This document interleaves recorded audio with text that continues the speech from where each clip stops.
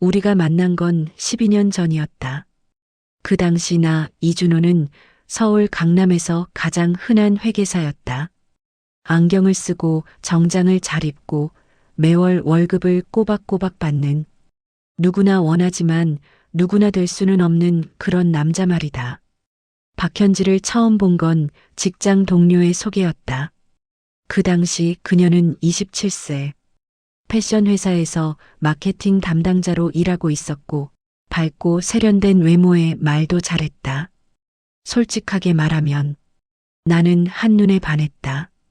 그런데 웃긴 건 그녀도 나를 좋아했다는 거다. 나 같은 평범한 남자를 말이다. 결혼은 3년 후 왔다. 신혼집은 강남구 압구정 로데오 인근의 작은 전세였다. 전세금은 2억 5천만 원. 내 부모님과 그녀의 부모님이 함께 도와줬다. 우리는 행복했다. 아무도 그걸 부정할 수 없다. 결혼 초반의 그 행복감 알지 않나? 새벽에 함께 깨어나서 하는 말 없는 미소. 직장에서 힘든 날이 있어도 집에 돌아가면 누군가 있다는 그것만으로도 세상이 다시 밝아지는 기분. 나는 직장을 열심히 했다. 아니, 더 정확히 말하면 그녀를 위해 더 열심히 했다. 승진을 위해 야근했고 보너스를 위해 출장을 갔다. 그리고 그녀는 고마워, 수고해라며 나를 한 번도 실망시키지 않았다. 그러다 결혼 5년째 아이가 생겼다. 이서준. 우리의 아들이라고 생각했던 그 아이. 아이를 처음 안았을 때의 그 심장 박동. 그건 평생 잊을 수 없을 것 같았다. 이 아이를 위해 나는 평생 일할 수 있을 것 같아. 그렇게 나는 아버지가 되었다. 완벽한 아버지가 되려고 했다. 회사도 잘하고, 가족도 챙기고, 아내도 사랑하고. 남들은 우리를 봤을 때 이렇게 말했다. 아, 저 사람들이 행복한 가정이네. SNS에 올린 우리 가족 사진들 완벽했다. 아내는 손으로 아이를 안고 웃고 아이는 엄마와 아빠를 바라보고 나는 그들 뒤에 서서 행복해 보였다. 그런데 정말 우습게도 그 모든 게 진짜였다고 생각했다. 아이가 7개월쯤 됐을 때의 일이다. 그 당시 나는 아이의 건강을 위해 병원 기록들을 체계적으로 정리해 두려고 했다. 아내 휴대폰에 있는 병원 앱에 접근했고 진료 기록을 제 폰으로 옮기려고 했다. 그냥 평범한 일이었다. 아버지로서 당연한 일이었다. 그런데 그 순간 눈에 들어온 게 있었다. 강남 이 병원이 아닌 지방 소도시에 있는 작은 소아과 진료 기록. 나는 그 순간 눈을 한 번 더 비볐다. 아내는 나한테 그런 얘기를 한 적이 없었다. 서울에 있는 아기 병원이 아니라 왜 지방의 작은 소아과에 갔을까? 기록을 자세히 봤다.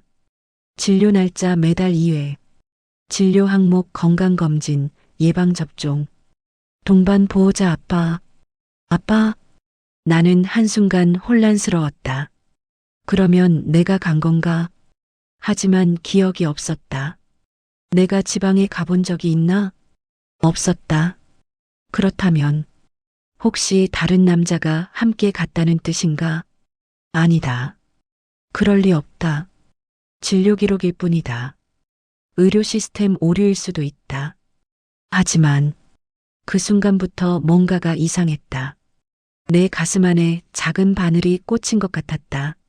손가락으로 튕겨내려고 해도 자꾸만 자리 잡으려고 하는 그런 불편함. 나는 아내에게 물었다. 여보, 요새 서울 병원 말고 다른 데 다녀와? 그 순간 그녀의 눈이 떨렸다. 정말 작은 동공 떨림. 대부분의 사람들은 못 본다. 하지만 나는 12년을 함께 산 사람의 그 작은 변화를 놓칠 리가 없었다. 뭔 소리야? 아무것도 아니야. 그녀는 웃으려고 했다. 하지만 그 웃음이 어색했다. 마치 제가 무언가를 감추려는 것처럼. 아니, 근데 왜 물어봐? 그 말투가 내게 돌아왔다. 그냥 병원 기록이 떴길래. 아, 그거 오류인 것 같아. 무시해도 돼. 그 순간 나는 처음으로 느꼈다. 아내가 나한테 거짓말을 했다. 그게 뭔지는 몰랐다. 하지만 그 거짓말이 병원 기록 하나가 아니라 훨씬 더 큰 뭔가를 덮고 있다는 직관이 들었다. 그날부터 무언가가 바뀌었다. 아내의 휴대폰 사용 시간이 길어졌다. 화장실에 가면서 폰을 챙겼다. 밤에 침대에서도 알람음을 죽여놓고 봤다. 뭘 보는 거야? 그냥 작업 이메일. 그 말이 얼마나 거짓처럼 들렸는지. 일찍 퇴근하는 날이 많아졌다고 했는데 실제로는 늦게 들어왔다. 미팅이 길었어 라는 말이 입에서 나왔다. 그리고 정말 이상한 부분. 아이를 병원에 데려가는 일이 자주 있었는데 엄마하고 데려갈게라고 할 때가 있었고 나를 배제하는 것 같았다. 내가 같이 가지? 아니야, 너는 출장 있잖아. 그런 말들이 자주 나왔다. 그러는 동안 내 마음은 차갑게 식기 시작했다. 사랑하던 사람을 의심하는 건 정말 이상한 감정이다. 그건 마치 검은 먹물이 투명한 물에 퍼지는 것처럼 내 마음속을 조금씩 검게 물들였다. 밤에 잠을 설쳤다. 천장을 보며 생각했다. 아내가 진짜 뭔가 숨기고 있는 건가? 병원 기록이 뭘까? 혹시 아이가? 그 생각을 끝까지 다 하고 싶지 않았다. 너무 끔찍했다. 하지만 한번 의심이 들면 그건 자라난다. 빠르게, 매 순간마다. 아내가 웃어도 그 웃음이 거짓처럼 보였다. 아내가 사랑해라고 말해도 그 말이 공허하게 들렸다. 10년을 함께 산 사람을 의심하는 것. 그것만큼 외로운 감정이 있을까? 나는 밤마다 우리의 결혼 사진을 봤다. 그 사진 속의 내 얼굴은 정말 행복해 보였다. 그 행복이 진짜였을까? 아니면 내가 평생 속아왔던 걸까? 시간이 지날수록 그 의심은 확신에 가까워졌다. 뭔가 잘못됐다. 내 인생의 가장 아름다운 부분이 실은 무너지고 있다. 그리고 나는 그걸 모르는 척할 수가 없었다. 의심이 깊어질수록 나는 결정을 내려야 했다. 그냥 모르는 척할까? 아니면 진실을 직면할까? 그 선택지 앞에서 나는 오랫동안 머물렀다. 어느 날 밤 11시쯤 나는 아내가 침대에 누워 휴대폰을 보고 있을 때 옆에 앉았다. 심장이 미친 듯이 뛰고 있었다. 현지야. 그 한마디에 아내의 손이 떨렸다. 뭔데? 그 음성에는 불안감이 가득했다. 마치 내가 뭔가를 알고 있다는 걸 이미 느끼고 있는 것처럼. 우리 솔직하게 이야기하자. 그 순간 침묵이 흘렀다. 어둠 속에서 침대 옆 스탠드만 우리를 비추고 있었다. 지방병원 기록 말이야. 아이랑 언제 다녀온 거야? 아내의 얼굴이 창백해졌다. 그건 뭐야? 솔직하게 말해줄 수 없어? 내 목소리가 점점 커졌다. 혹시 아이가 내 아이가 아닌 거야? 그 말이 나오는 순간 아내의 눈에서 눈물이 흘렀다. 하지만 그게 억울한 눈물인지 죄책감의 눈물인지는 분명하지 않았다. 준호, 대답만 해줄래? 아이가 내 아이야? 아니야. 아내는 입을 열었다. 그리고 닫았다. 그리고 다시 입을 열었다. 그 짧은 순간들이 나에게는 영원처럼 느껴졌다. 알 수 없어. 내가 확실하지 않아. 그 말이 나오는 순간 내 세상이 멈췄다. 확실하지 않다고? 그건 아니다는 말보다도 더 끔찍했다. 나는 침대에서 일어났다. 거실에 나갔고 소파에 앉았고 천장을 봤다. 온종일 생각했다. 아내의 그 말, 확실하지 않아. 그 말의 의미는 한 가지밖에 없었다. 아이의 아버지가 나가 아닐 가능성이 있다는 것. 그걸 어떻게 확인할까? 생각했다. 인터넷을 켰다. 친자 확인 검사. 검색창에 입력했고 수많은 결과들이 나왔다. DNA 검사. 비용 50만 원대. 35일 소요. 병원이나 법률 회사에서 가능. 내 손가락이 떨렸다. 이 검사를 받는 순간 돌이킬 수 없는 뭔가가 시작되는 것 같았다. 그 다음 날, 나는 회사에서 후배 김태호를 불러 물었다. 그는 나와 같은 부서에서 일하는 35세의 회계사였다. 형, 뭐 하는 거야? 태호, 근데 혹시 아내가 바람 피웠다는 걸 확인할 수 있는 방법이 있을까? 그 순간 김태호의 표정이 변했다. 형, 뭐 하는 소리야? 아니, 그냥 물어보는 거야. 김태호는 나를 한참 바라봤다. 형, 아이 있잖아. 혹시 그 아이가 형 아이가 아닌 거 아니야? 직관이 정확했다. 좀 그렇게 상황이 있어. 김태호는 한숨을 쉬었다. 형, 지금 세상이 뭐 하는 시대인 줄 알아? DNA 검사 받아봐. 확인부터 하고 시작해. 그런데 그렇게 되면 되돌릴 수가 없잖아. 형, 이미 되돌릴 수 없는 거 아닌가? 모르는 게 나은 것 같아? 김태호의 말이 맞았다. 모르는 것. 그건 상처를 덜 주지 않지만 매 순간을 거짓 위에서 살게 한다. 아는 것. 그건 고통스럽지만 최소한 진실 위에서 살 수 있다. 나는 결정했다. 알겠어. 한번 해봐야겠다. 검사는 병원에서 진행됐다. 서울 강남의 작은 내과. 아무도 나를 알지 못할 곳. 의사는 별말 없이 나의 입 안쪽 세포를 채취했다. 아이의 DNA를 얻기 위해 아이 침도 함께 가져갔다. 결과는 35일 소요되십니다. 휴대폰으로 연락드리겠습니다. 35일. 그 짧은 기간이 얼마나 길게 느껴지는지 아는가? 그 기간 동안 내 뇌는 계속 돌았다. 아내와는 말을 거의 나누지 않았다. 일이 바쁘다, 피곤하다는 핑계로. 사실은 그녀의 얼굴을 보고 싶지 않았다. 아이와 있을 때도 마음이 편하지 않았다. 이 아이가 정말 내 아이일까? 그런 생각이 자꾸만 떠올랐다. 아이는 엄마의 피부색은 밝은 톤. 하지만 나는 어두운 톤. 아이의 얼굴은 나와 닮지 않은 부분이 많다. 왜 이제야 눈에 띄는 걸까? 첫째 아이가 내 아이가 아니었다. 그런 뉴스들이 자꾸만 떠올랐다. 밤에는 더했다. 침대에 누워서도 잠을 이루지 못했다. 천장을 보며 생각했다. 만약 아이가 내 아이가 아니라면? 그러면 그동안의 모든 게 뭐가 되는 건가? 아내를 위해 일한 야근들, 아이의 발표회를 보러 간 업무 차질, 매달 저금한 아이 교육비, 모두가 거짓 위에서 한 행동들이 되는 건가? 그리고 아이는? 내가 그 아이를 계속 볼 수 있을까? 아이는 죄가 없다. 하지만 내 아들이 아니라면? 그 생각이 나를 짓눌렀다. 결과 연락은 목요일 오후 3시쯤 왔다. 휴대폰이 울렸다. 병원이었다.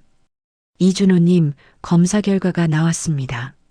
내원하시어 수령하실 수 있습니다. 내 손가락이 떨렸다. 지금 가도 괜찮아요? 네, 괜찮습니다. 나는 회사에서 나갔다. 누구에게도 말하지 않았다. 병원은 강남 한복판에 있었다.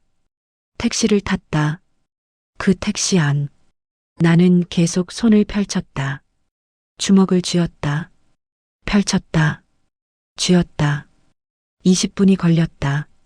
병원에 도착했을 때 내 심장은 미친 듯이 뛰고 있었다. 의사는 나를 조용한 상담실로 불러들였다. 그리고 봉투를 건넸다. 하얀 봉투. 손가락이 떨렸다. 이 안에는 부일치율이 나와 있습니다.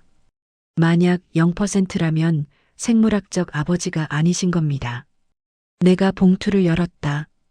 손가락이 떨렸다. 정말 떨렸다. 종이를 꺼냈다. 글자를 읽으려고 했지만 초점이 맞지 않았다. 다시 읽으려고 했다. 그 순간 내 눈에 들어온 숫자 부일치율 0%. 세상이 멈췄다. 아니, 세상이 아니라 내 심장이 멈췄다. 0%, 0%. 아이는 내 아이가 아니었다. 그렇게 내 인생의 가장 아름다웠던 부분이 한 줄의 검사 결과로 산산조각 났다. 병원 벽이 회전하는 것 같았다. 의사의 말이 들리지 않았다. 내가 봉투를 들고 일어섰다. 거울 같은 엘리베이터에 탔다. 그 안에서 나는 처음으로 내 얼굴을 제대로 봤다. 그건 더 이상 내가 알던 사람의 얼굴이 아니었다. 병원에서 나왔을 때 나는 아무것도 할 수 없었다. 사무실로 돌아가고 싶지 않았다. 집으로 가고 싶지도 않았다. 그냥 어딘가 사라지고 싶었다. 강남 한복판의 빌딩 숲속에서 한참을 걸었다. 휴대폰은 울렸다. 아내였다. 여보, 뭐해? 퇴근 안 해? 내가 대답했을 때 목소리가 떨렸을 것이다. 금방 들어갈게. 집에 도착했을 때는 밤 9시였다. 아이는 이미 자고 있었다. 거실에 불만 켜져 있었고 아내는 소파에서 TV를 보고 있었다. 나는 그 모습을 보면서 얼마나 평범한가를 깨달았다. 이전의 나라면 뭐하냐? 밥 먹었어? 라고 말했을 것이다. 하지만 이제 우리 얘기하자. 내 목소리는 차갑고 낮았다. 아내의 얼굴이 창백해졌다. 마치 그 말을 기다리고 있던 것처럼. 우리는 거실 소파에 앉았다. 서로 눈을 마주치지 않았다.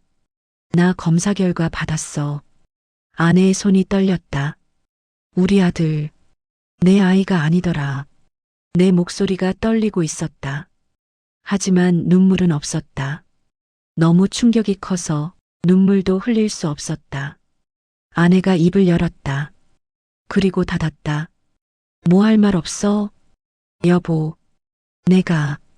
그 순간 아내의 눈에서 눈물이 흘러내렸다. 뚝뚝 떨어지는 눈물들. 솔직하게 말해. 아이의 아빠가 누구야? 아내는 숨을 깊게 들이쉬었다. 사실 말해. 8년 전부터. 그 말에 내 심장이 또 내려앉았다. 8년 전. 아직도 우리가 신혼이었던 시절이다. 한 사람이 있었어. 내가. 아내의 음성이 떨리고 있었다. 내가 마음이 흔들려서. 누구야? 이름이 뭐야? 최민우. 회사에서. 최민우. 나중에 알게 된 사실들을 정리하면 그 남자의 정체는 이랬다. 36세. 건설사 협력업체인 인테리어 회사의 영업이사. 외모는 제법 잘생겼다고 한다. 키는 크지 않지만 운동으로 근육질 체형을 유지했다고. 회사에 정기적으로 출입했다. 건물 리노베이션이나 사무실 인테리어 관련으로. 아내가 그때부터 그 남자를 알고 있었다는 뜻이다. 그런데 그 사람이 뭐 하는 사람이야? 회사 협력업체 직원이야. 인테리어 회사.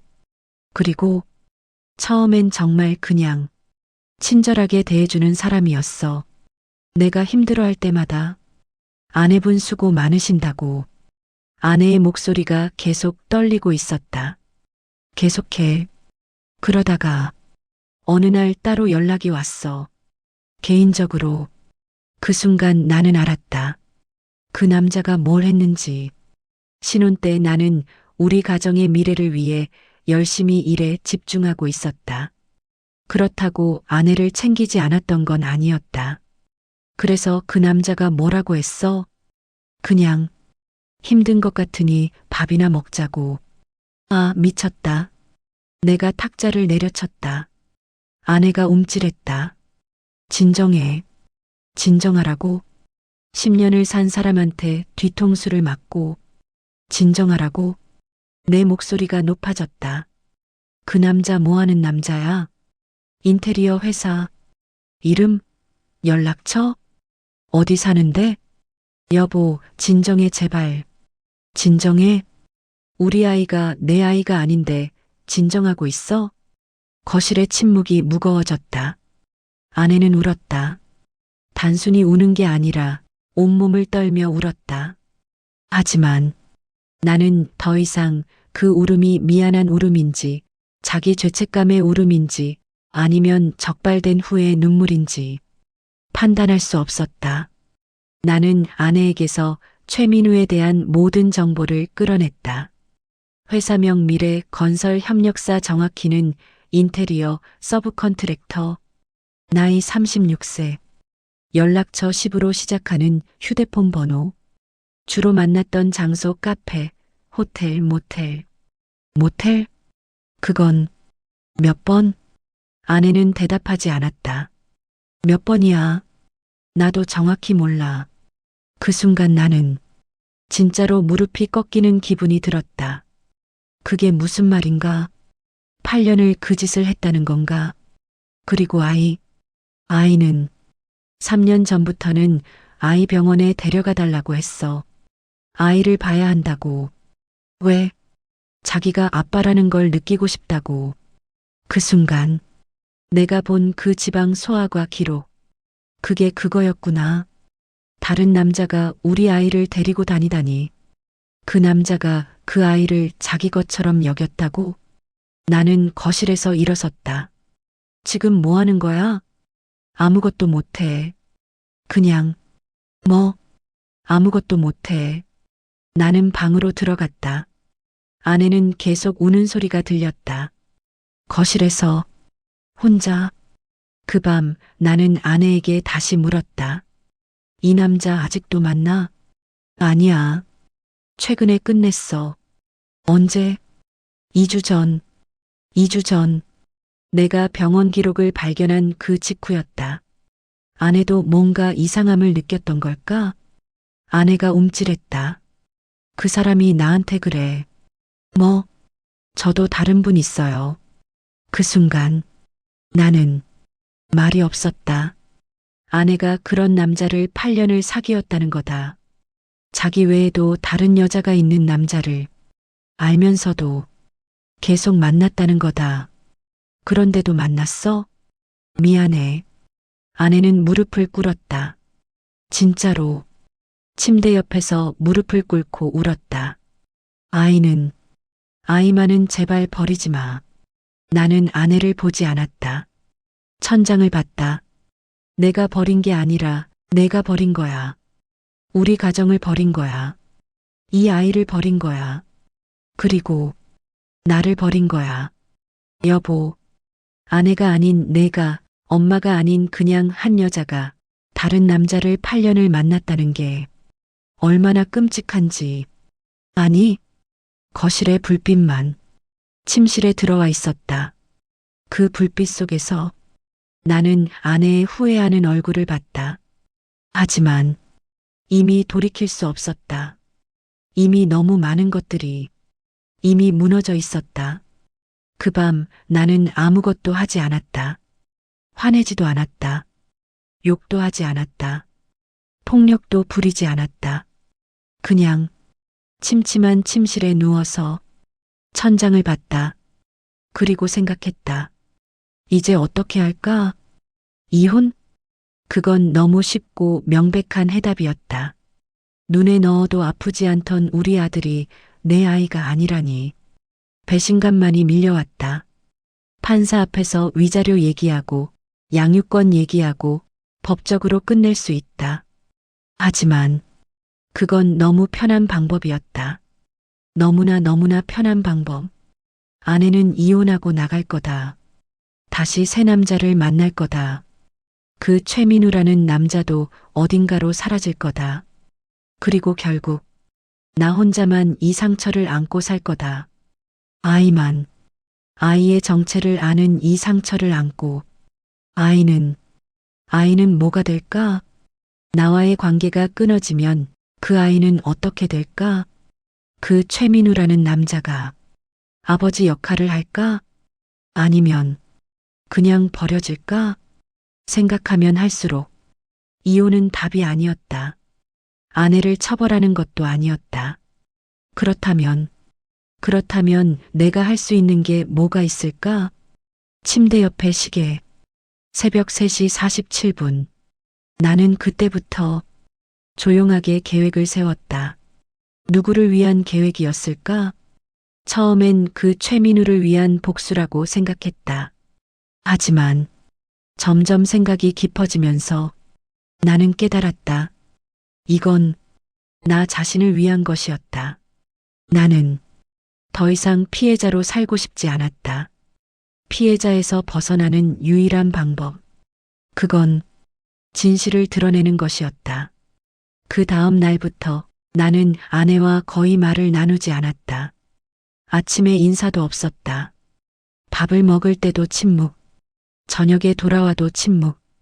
아내는 나에게 말을 걸었지만 나는 대답하지 않았다. 여보, 미안해. 뭐? 단 한 글자. 그 단 한 글자로 모든 것을 표현했다. 분노는 폭발하는 게 아니라 응축된다는 걸 알았다. 첫날엔 화풀이를 하고 싶었다. 아내를 보며 소리치고 싶었다. 물건을 내팽개치고 싶었다. 하지만 2일째, 3일째가 지나면서 그 분노는 다른 형태로 변했다. 뜨거운 분노가 아니라 냉랭한 분노. 마치 얼음이 어떤 물질을 견고하게 고정시키듯 그 분노가 나를 단단하게 만들었다. 아내를 보면서 느끼는 감정이 변했다. 처음엔 배신감이었고, 그 다음엔 분노였고, 이제는 무관심으로 변했다. 가장 무서운 감정. 사랑의 반대는 미움이 아니라 무관심이라고 했던가? 나는 아내를 더 이상 보지 않게 됐다. 같은 집에 있는데도, 같은 밥을 먹는데도 아내는 내게 공기가 됐다. 회사에서 나는 휴가를 냈다. 가족 위기 상황. 그렇게 이유를 적었다. 상사는 더 이상 묻지 않았다. 나는 그 휴가를 사용해서 조용하게 움직였다. 먼저 아내의 휴대폰이 어디로 자주 가는지를 알아야 했다. 아내는 보안을 잘 해뒀다. 비밀번호가 있었고 앱 따로 메신저 따로. 하지만 8년을 함께 산 남편이 할 수 있는 게 있다. 나는 아내의 휴대폰을 집에서 충전될 때 슬쩍 들었다. 화면을 켰고 얼굴 인식이 되지 않으니 핸드폰을 내 손가락으로 반복 누르다가 내 손가락을 그녀의 손가락으로 대체했다. 어플이 풀렸다. 메신저. 그 안에는 5만 가지 메시지들이 있었다. 최민우, 오늘 만날래? 아이는? 아빠 최민우가 아이 봐도 괜찮지? 고마워. 너 없이는 못 살 것 같아. 그 메시지들을 읽으면서 나는 손떨림을 느껴야 했지만 오히려 차분해졌다. 분노는 이미 응축됐으니까. 나는 모든 메시지를 캡처했다. 통화 기록도, 카카오톡도, 인스타그램 DM도, 그리고 호텔 카드 기록. 우리가 사용하던 신용카드는 아내 명의였다. 우리는 그걸 공동카드로 사용하고 있었다. 아내는 그 카드가 자기만의 비밀을 지어낼 거라고 생각했을까? 나는 카드사에 문의했다. 최근 결제 내역이 있나요? 직원은 카드 소유자가 나라고 착각했다. 실제로는 아내 명의였지만 남편이라고 해도 보조 카드라고 생각한 걸 수도 있다. 결제 내역? 호텔, 모텔, 여러 번. 비용은 최소 10만 원대에서 30만 원대까지. 그리고 카페, 식당, 영화관. 8년 동안의 기록들. 모두 최근 2년 분량을 다운로드했다. 구글 드라이브에 저장했다. 아내는 모를 거다. 이런 게 다 기록된다는 거. 아내의 위치 공유는 이미 되어 있었다. 부부 앱 같은 걸로. 아내가 아이 안전을 위해 남편에게 위치를 공유했던 거다. 나는 그 기록을 뽑았다. 지난 3개월간 아내가 방문한 주소들, 특정 모텔 근처의 호텔, 그리고 최민우 회사가 있는 건물, 정확한 시간, 정확한 위치, 정확한 체류 시간, 모두 숫자로 변환됐다. 그리고 가장 핵심적인 것, 아내와 최민우가 함께 있는 사진들. 이건 어디서 얻었을까? 최민우의 SNS였다. 그 남자는 어리석었다. 자신의 인스타그램에 행복한 순간들이라고 캡션을 달고 여자들과의 사진을 올려뒀다. 아내와의 사진은 아내의 얼굴이 나오지 않도록 뒷모습으로 찍혀 있었다. 하지만 옷 스타일, 가방, 신발로 나는 아내임을 알 수 있었다. 나는 모든 것을 스크린샷했다. 이렇게 모인 증거들을 한 폴더에 정리했다. 폴더 이름 증거. 그 안에는 메시지 1047개, 통화 기록 234개, 카드 결제 내역 128건, 위치 추적 기록 수십 개, 사진 42장, 수십만 글자, 8년의 시간, 모두가 디지털로 저장됐다. 나는 그 폴더를 여러 곳에 백업했다. 구글 드라이브, 클라우드, 외장하드, 그리고 더블 클릭으로 열 수 있도록 증거를 모으면서 나는 계획을 세웠다. 이혼? 아니다. 그건 너무 간단했다. 내가 원하는 건 최민우의 인생을 무너뜨리는 거였다. 아내는 그 다음이었다. 최민우, 그 남자가 먼저였다. 그 남자가 8년을 아내를 꼬드겼다. 그 남자가 우리 가정을 부순 거다. 그 남자가 아닌 다른 여자들도 있었다고 했다.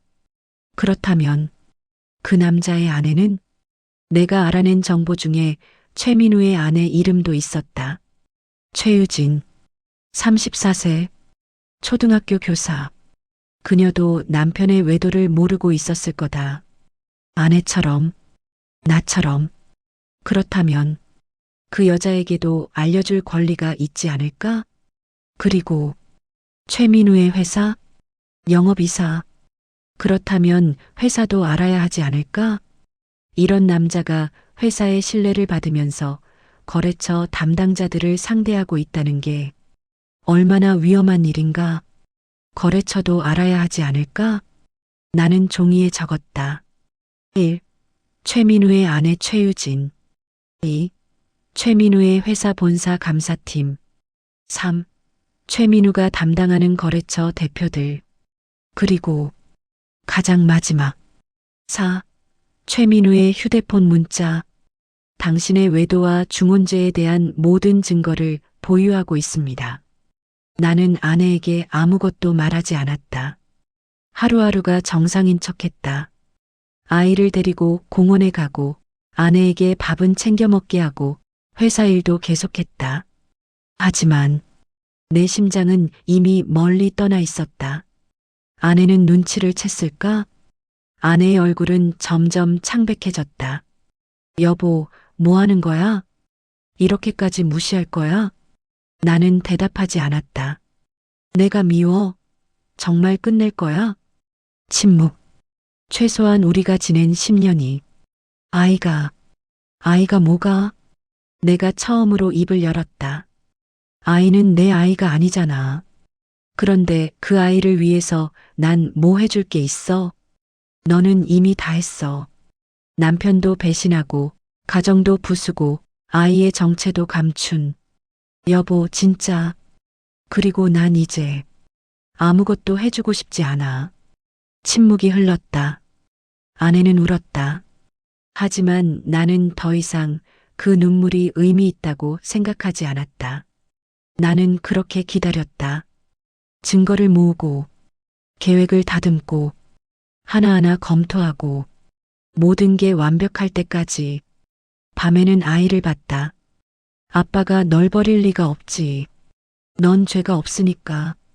아이는 웃었다. 그 천진한 웃음이 나를 더욱 단단하게 만들었다. 이 아이를 지키기 위한 결단. 이건 복수가 아니라 보호였다. 그렇게 생각했다. 준비는 완벽했다. 모든 증거, 모든 계획, 모든 타이밍. 나는 달력을 봤다. 최민우가 거래처 회의를 하는 날. 그날이 좋겠다. 금요일 오후 2시. 그 시간이 그 남자의 인생이 끝나는 시간이 될 거다. 나는 컴퓨터에 앉았다. 증거 폴더를 열었다. 마우스를 움직였다. 그리고 잠깐 멈췄다. 정말 이 길을 가야 할까? 아직도 돌이킬 수 있을까? 아니다. 이미 돌이킬 수 없었다. 그 순간 내가 한 선택은 남자로서의 내 존엄을 지키는 거였다. 나는 마우스를 움직였다. 그리고 클릭했다. 첫 번째 이메일이 나갔다. 최민우의 아내 최유진에게. 제목 당신이 알아야 할 것. 본문 모든 증거들 첨부. 그 이후의 48시간은 마치 시간이 더블 스피드로 흐르는 것 같았다. 최유진은 아마 그 메일을 받고 멍했을 거다. 그리고 회사에도 메일을 보냈다. 본사 감사팀으로. 제목 직원 비리 신고. 영업이사 최민우의 모든 증거들. 회사 신용카드 남용. 거래처와의 뇌물거래 의심까지. 물론 내가 수집한 증거는 사적인 외도였지만 표현 방식에 따라 회사의 명성도 깎을 수 있게 했다. 거래처 대표들에게도 메일을 보냈다. 영업이사 최민우 씨의 신뢰도에 관해. 그리고 마지막으로 최민우에게 직접 문자를 보냈다. 당신의 모든 것이 드러났습니다. 당신의 아내에게, 회사에, 거래처에. 이제 당신이 할 일은 결정하는 것입니다. 세상의 판단을 받을지 아니면 스스로 멈출지. 그리고 기다렸다. 결과는 생각보다 빨랐다. 48시간 만에 최민우는 회사에서 경찰에 신고됐다. 아내가 한 거였다. 자신의 남편이 한 끔찍한 짓들을 견디지 못하고 최민우는 회사를 사직했다. 아니, 사직할 기회도 못 얻었다. 즉시 해고였다. 거래처들도 그와의 계약을 전부 끊었다. 신뢰는 한 번에 무너진다. 그렇게 최민우의 인생은 끝났다. 나는 아무것도 아내에게 말하지 않았다. 최민우가 무너졌다는 거, 자신이 신고됐다는 거, 아무것도. 아내는 나를 더욱 두려워했다. 여보, 뭐 한 거야? 침묵. 최민우 씨한테 뭐 했어? 침묵. 우리 이대로 끝내자는 거야? 그 순간 나는 아내를 봤다. 진짜로, 처음으로. 우린 이미 끝났어. 그 말이 전부였다. 복수는 생각보다 비쌌다. 최민우를 무너뜨리는 데 드는 비용 말고도 내가 잃어야 했던 것들이 있었다. 아내와의 신뢰, 가정의 온기, 밤의 안식, 그리고 나 자신의 일부. 인생에서 가장 아름답던 10년을 보낸 대가로 나는 냉랭한 한 명의 남자가 되어버렸다. 하지만 아이는 살았다. 아이는 여전히 내 아들이었다. 생물학적으로는 아니었지만 법적으로는, 그리고 무엇보다 감정적으로는 아이는 내 아이였다.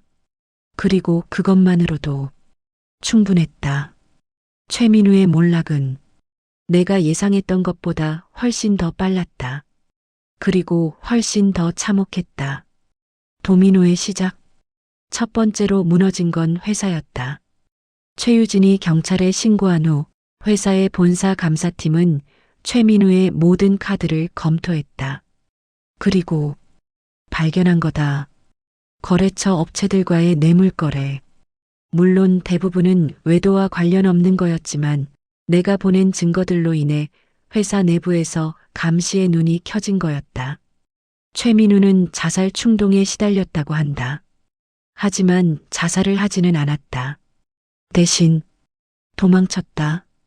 또 다른 아내, 최유진, 34세, 초등학교 교사. 그 여자는 내가 보낸 메일을 받고 무너졌을 거다. 결혼 생활 8년. 그 모든 시간이 거짓이었다는 걸 알았을 테니까. 최유진은 병원을 찾았다. 정신과. 나중에 알게 된 바로는 그 여자도 같은 길을 걸었다고 한다. 의심, 조사, 추적, 그리고 확인. 나처럼 두 여인의 만남. 어디서 만났는지는 정확히 모르겠다. 하지만 어떤 커뮤니티에서였을 거다. 남편 외도 피해자 같은 그런 커뮤니티. 그곳에서 두 여자는 자신들이 같은 남자에게 당했다는 걸 알았다. 최유진은 나에게 연락을 했다고 한다. 당신이 보낸 증거가 있나요? 나는 답했다. 있습니다. 그 후 최유진은 최민우를 고소했다. 간통죄는 폐지됐지만 재산 분할과 위자료 청구는 가능했다. 그리고 더 있었다. 또 다른 여자들. 나중에 알게 된 건 최민우가 우리 아내뿐만 아니라 다른 여자들도 있었다는 거였다. 최소 3명. 모두 기혼 여성이었다. 그중 한 명은 회사 직원이었다. 그 여자는 최민우가 도망친 후 회사에 남겨진 증거들 카톡, 메일을 발견했고 자신도 고소했다. 최민우는 유부녀 전문이었다. 심지어 어떤 커뮤니티를 보니 그 남자는 이 회사 오기 전 다른 회사에서도 비슷한 일로 문제가 있었다고 한다. 즉, 이미 전과가 있었던 거다. SNS의 쓰나미. 인터넷은 무섭다. 한번 정보가 퍼지면 돌이킬 수 없다. 최민우의 인스타그램에는 댓글이 달리기 시작했다. 처음엔 수십 개, 그 다음엔 수백 개. 너 정말 인간 쓰레기네. 다른 여자 또 있냐? 회사에서 쫓겨났다면서? 너 누구세요? 저도 당했는데. 그렇게 몇 달이 지나면서 최민우는 완전히 사라졌다. 아니, 정확히 말하면 숨었다. 나중에 들은 바로는 최민우는 지방의 작은 도시로 내려갔다고 한다. 새 이름으로? 아니면 정말로 숨겨서? 정확히는 모른다. 하지만 확실한 건 그 남자의 인생은 끝났다는 거였다. 회사도 잃었고, 아내도 잃었고, 신뢰도 잃었고, 심지어 자존심도. 내가 준 것은 선택지였다. 그 남자가 선택한 건 도망이었다. 이제 아내 박현지 차례였다. 아니, 사실 아내는 이미 파멸하고 있었다. 최민우와의 연을 끊고 나서 아내는 완전히 다른 사람처럼 변했다. 직장에서도 눈치를 받기 시작했다. 박현지 과장, 요새 안 보였는데? 아, 휴직 중이래. 그렇다. 그녀는 직장을 떠났다. 육아와 가정의 문제라고 했지만 사실은 회사 내에서 견디기 힘들었던 거다. 만약 최민우의 진실이 회사에 어느 정도 알려졌다면 박현지도 연루 대상이 될 수 있으니까. 아내는 외출을 두려워하기 시작했다. 이전까지는 자신감 넘치던 여자였다. 명품 가방을 메고 하이힐을 신고 SNS에 자기 사진을 올리던 여자였다. 하지만 이제는 외출할 때 마스크를 꼭 쓰고 나갔다. 누가 내 얼굴을 볼까봐? 아이의 학교 앞에서도 다른 아이 엄마들의 시선이 무서웠다고 한다. 저 엄마 외도 한 사람 아니야? 그런 속삭임이 들리는 건 아니겠지만 아내는 계속 그런 것 같았다고 했다. 페이스북과 인스타그램에는 그녀의 과거 사진들이 떠돌았다.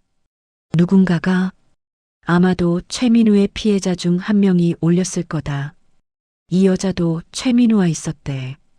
정확한 증거는 아니었지만 충분히 의심하기엔 충분했다. 아내의 예전 직장 동료들도 댓글을 달았다. 박현지, 정말 박 과장님이 어라. 그렇게 아내는 사회적 낙인이 찍혔다. 나는 여전히 아내에게 말을 거의 하지 않았다. 아내로서의 그녀는 이미 죽어 있었다. 있는 건 그 여자였다. 나는 그 여자를 돌봤지만 사랑하지는 않았다. 아이가 있으니까, 아이를 위해서 그 여자도 그걸 알았을 거다. 그래서 더욱 마음이 부서졌을 거다. 어느 날 아내가 내게 물었다. 여보, 우리 정말 끝낼 거야? 이미 끝났어. 아니면 아이라도 위해서 함께 살 수 있지 않을까? 그건 아이를 위한 게 아니라 너를 위한 거야. 아내는 울었다. 난 정말 후회해. 너무 후회해. 이렇게까지 될 줄 몰랐어. 최민우 그놈이 나한테도 거짓말을 했어. 날 사랑한다고, 떠나지 않겠다고, 아이도 자기 아이라고. 모두가 거짓이었지. 여보, 제발 아이만이라도, 우리 아들만이라도 아빠로 있어줄래? 나는 대답했다.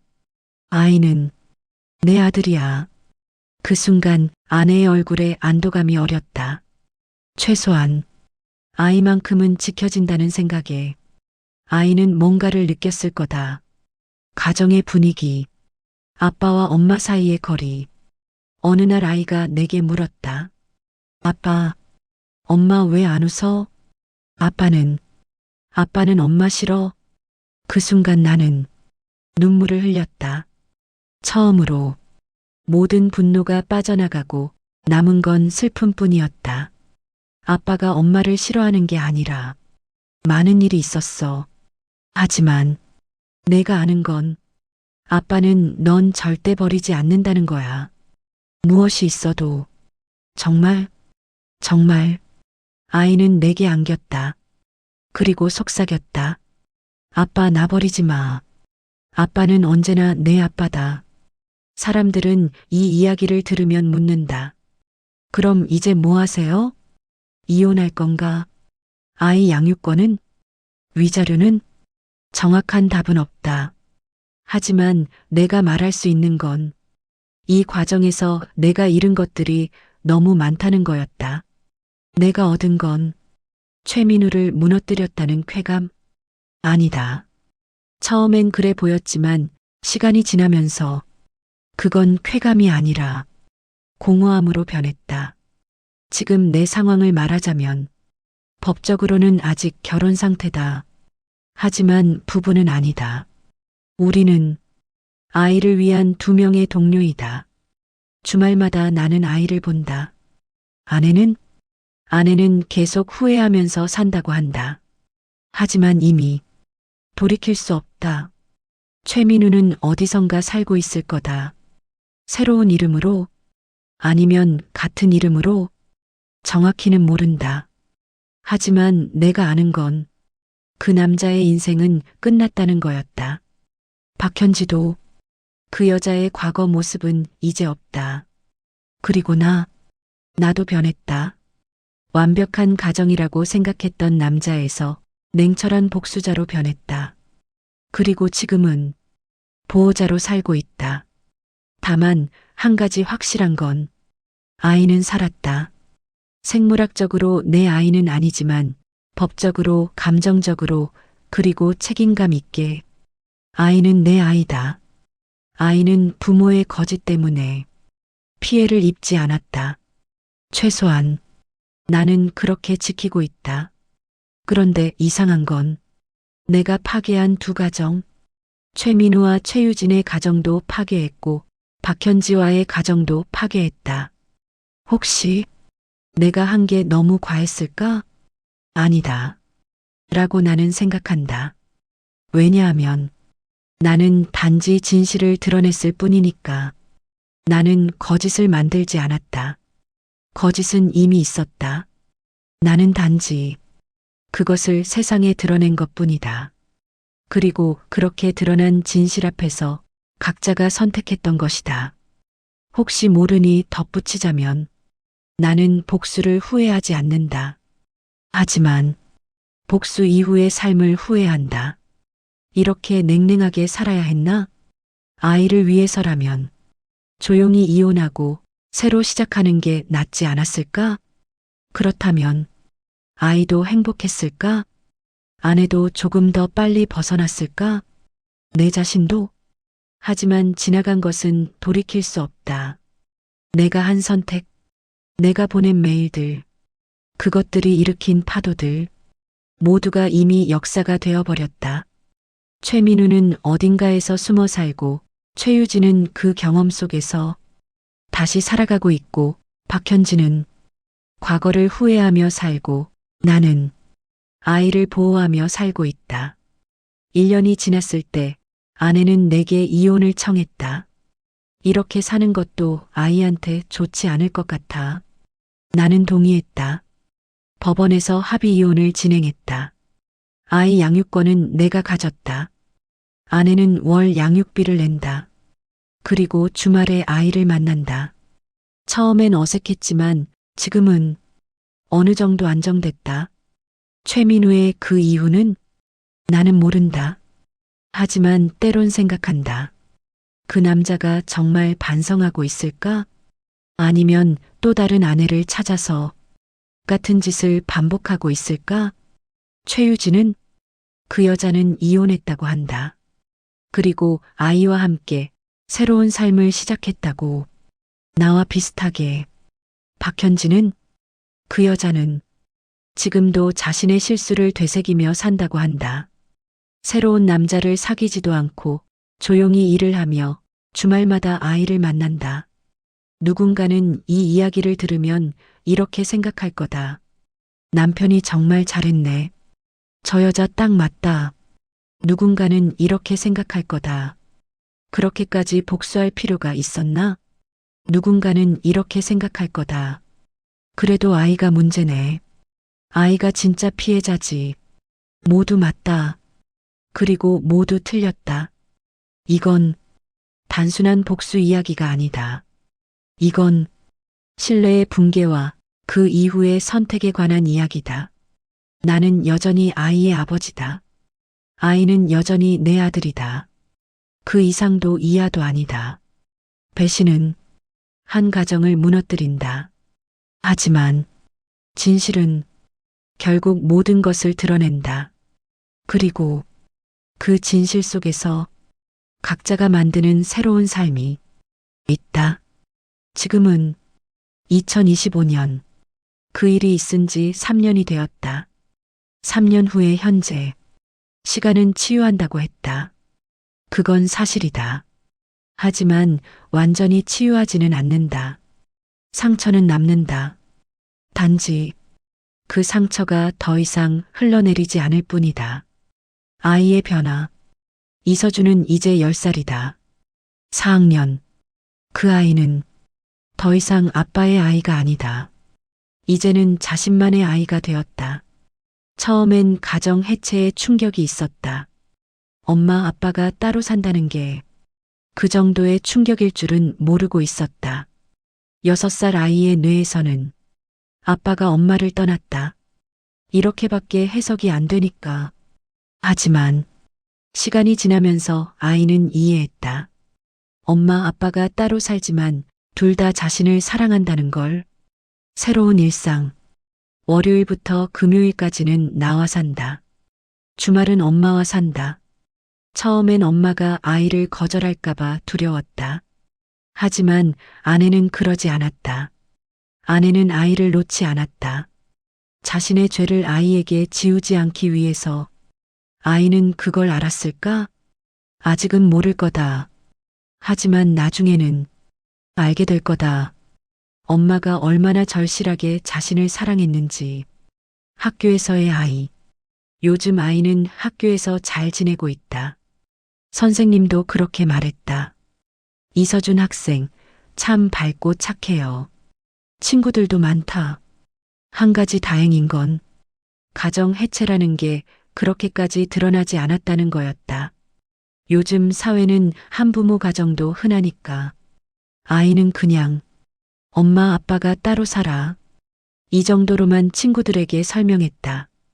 아무도 따지지 않았다. 정체성의 문제. 요즘 아이가 하는 질문들이 더 깊어지기 시작했다. 아빠, 나 누군데? 간단한 질문이지만 대답하기 어렵다. 너는 이서준이야. 아니, 내 엄마 성은 박이고 아빠 성은 이잖아. 그럼 나는 뭔데? 10살. 이미 그런 것까지 생각하기 시작한다. 나는 아이에게 말했다. 넌 이서준이야. 너는 이 세상에 딱 한 명이야. 이서준이라는 이름만 있으면 돼. 나머지는 뭐 상관없어. 아이는 생각했다. 아빠, 그럼 내가 아빠 아이 아닐 수도 있다는 거? 그 순간 나는 진짜로 아이를 봐야 했다. 넌 내 아이야. 절대로 의심할 여지 없이. 아이는 웃었다. 좋아. 아내와의 대면. 최근에 아이 학교 행사가 있었다. 발표회. 아내도 갔다. 나도 갔다. 같은 자리에 앉지는 않았지만 같은 홀에 있었다. 행사 후 우연히 복도에서 만났다. 안녕하세요. 아내가 형식적으로 인사했다. 그래, 아이 잘했더라. 네, 수고 많으셨습니다. 그렇게 1분 정도의 인사. 하지만 그 인사 속에는 3년의 세월이 담겨 있었다. 나는 보았다. 아내의 얼굴이 많이 변했다는 거. 더 이상 젊은 여자 같지 않았다. 특별히 나이 들어 보이지도 않았다. 그냥 평온해 보였다. 용서에 대해 나는 여전히 아내를 용서하지 않았다. 하지만 미워하지도 않게 되었다. 그건 용서와는 다르다. 용서는 괜찮아. 다 잊어라는 뜻이 아니니까. 용서는 알았어. 그리고 받아들일게라는 뜻이다. 나는 아내가 한 일을 받아들였다. 그게 아내가 한 실수고 나는 그에 대해 복수했고 지금은 그냥 함께 아이를 키우는 두 명의 어른일 뿐이다. 최민우에 대한 궁금증. 가끔씩 최민우가 뭐 하는지 궁금해진다. 그 남자는 지금 어디서 누군가를 또 만났을까? 같은 짓을 반복하고 있을까? 정말 반성했을까? 하지만 그런 궁금증도 점점 옅어진다. 왜냐하면 그 남자는 이미 내 삶과 관계없는 사람이 되었으니까. 아이를 통해서도 연결되지 않고 아내를 통해서도 연결되지 않고 그냥 과거의 한 부분일 뿐이다. 진실의 파장. 내가 보낸 그 메일들. 그것이 만들어낸 파장. 지금도 그때를 후회하진 않는다. 하지만 내가 한 선택이 모두에게 최선이었을까? 라는 질문에는 대답할 수 없다. 최유진은 행복해졌나? 아니면 더 깊은 상처를 얻었나? 최민우는 정말로 죽었나? 아니면 어딘가에서 살아있나? 아내는 지금 행복한가? 나는 그 질문들의 답을 모른다. 복수의 의미. 혹시 누군가 내게 묻는다면 다시 돌아가면 같은 선택을 하겠습니까? 나는 고민할 것 같다. 처음 받은 검사 결과 후 그 밤 나는 분노했다. 분노 속에서 명확한 결정을 내렸다. 하지만 지금은 그 결정이 옳았는지 잘못됐는지 판단할 수 없다. 단지 그것이 내가 할 수 있는 최선이었다는 것만 안다. 자신의 변화. 가장 큰 변화는 나 자신이었다. 예전에 나는 착한 남자였다. 아내를 위해 일하고 아이를 위해 헌신하고 모두를 위해 살았던 착한 남자였다. 지금의 나는 아직도 모르겠다. 더 이상 착하지는 않은 것 같다. 하지만 더 정직해진 것 같다. 예전에 나는 감정을 표현하지 않았다. 강해야 한다고 생각했으니까. 지금의 나는 아이 앞에서 눈물을 흘린다. 슬플 때는 슬프다고 말한다. 외로울 때는 외롭다고 말한다. 그리고 그게 약함이 아니라는 걸 안다. 가정의 정의. 요즘 나는 이렇게 생각한다. 가정이란 혈연이 아니라 책임감이다. 아이는 생물학적으로 나의 아이가 아니지만 법적으로는 나의 아이다. 그리고 무엇보다 감정적으로는 나의 아이다. 내가 아이를 돌보고 밥을 챙겨주고 숙제를 봐주고 장래 꿈을 들어주고 밤에 곁에 누워주는 그것. 그것이 아버지라는 정의를 만든다. 신뢰의 재구성. 이 일이 있은 후 나는 다시는 누군가를 완전히 믿지 않기로 했다. 아니, 정확히는 불완전한 신뢰를 배웠다. 사람은 모두 불완전하다. 아내도 그랬고, 최민우도 그랬고, 나도 마찬가지다. 그렇다면 우리는 어떻게 살아야 할까? 그건 불완전함을 인정하고 그 위에서 함께 살아가는 거다. 아이에게 남겨줄 것. 아이가 커서 이 이야기를 알게 될까? 아마 알 거다. 친구들을 통해서든 인터넷을 통해서든 아니면 엄마를 통해서든. 그때 아이는 어떻게 생각할까? 아빠는 왜 그런 선택을 했을까? 엄마가 정말 그랬을까? 아빠는 나를 얼마나 사랑했을까? 그런 질문들이 생길 거다. 그때 나는 아이에게 이렇게 말해주고 싶다. 너는 죄가 없어. 너는 절대로 죄가 없어. 어떤 상황이 되든 넌 내 아이고 내가 지켜내야 할 사람이야. 시간의 흐름. 3년. 길다면 길고 짧다면 짧은 시간.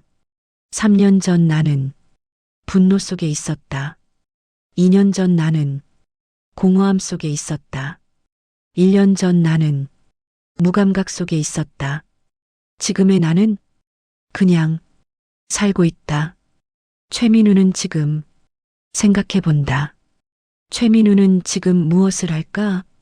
어딘가에서 살고 있을 거다. 혹시 또 다른 아내를 만날까? 아니면 정말로 혼자일까? 예를 들어 최민우가 지금 거리에서 나를 만난다면 나는 무엇을 할까? 안녕하세요. 그렇게 인사할 거다. 왜냐하면 그 남자는 이미 죽은 사람이니까. 죽은 사람에게 분노할 필요는 없다. 박현지에게 남긴 말. 최근에 아내와 조금 더 길게 이야기할 기회가 있었다. 미안해. 아내가 다시 한 번 더 사과했다. 나는 대답했다. 미안해도 돌아오지는 않아. 하지만 괜찮아. 우린 아이를 위해 이 정도쯤은 견디고 살 수 있지. 아내는 울었다. 고마워. 그렇게 우리는 다시 한번 작은 평화를 만들었다. 배신 이후의 삶. 배신은 가정 하나를 무너뜨린다. 하지만 그것만이 전부가 아니다. 배신이 있은 후에도 사람은 산다. 아이는 자란다. 시간은 흐른다. 그리고 새로운 의미들이 생겨난다.